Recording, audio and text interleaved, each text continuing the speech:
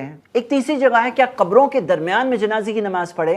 तो हम देखते हैं वहां पर मना किया गया है। मुस्नद तयालसी में एक हदीस है जिसकी तहकीक सही अल जामे में हदीस सही सनद से है, जिसमें आता है नहन नबी सल्लल्लाहु अलैहि वसल्लम अन युसल्ला अलल जनाइज बैन अल कुबूर। नबी सल्लल्लाहु अलैहि वसल्लम ने मना किया कि जनाजे की नमाज कब्रों के दरमियान में मत पढ़ो। सही बुखारी में हमें हदीस मिलती है कि एक शख्स, और जैसा कि एक और हदीस हमें मिलता है कि एक औरत थी जो मस्जिद नबवी में झाड़ू दिया करती थी, उसका इंतकाल हो गया था रात के वक्त पर और लोगों ने उसे दफन कर दिया था।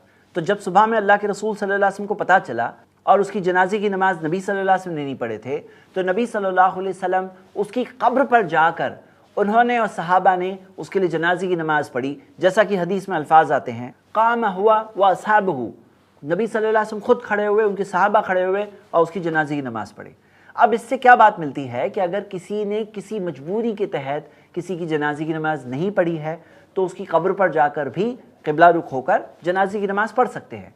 लेकिन इसका मतलब ये नहीं है कि 100 साल पहले किसी का इंतकाल हुआ और कोई आज उसकी कब्र पर जाए और जाके उसकी जनाजे की नमाज पढ़े। शेख इब्न उसैमीन रहमहुल्लाह उन्होंने इस मसले को बताया कि ऐसे वक्त पर इंतकाल हुआ हो जिस वक्त पर वो जनाजे की नमाज पढ़ सकता था, मतलब मौजूद था। अब 100 साल पहले तो आप मौजूद नहीं थे, तो आप किसी शख्स के लिए नहीं पढ़ सकते हैं, लेकिन ऐसा था पढ़ सकते थे, मिस हो गया, जैसा अल्लाह के रसूल सल्लल्लाहु अलैहि वसल्लम का मामला था।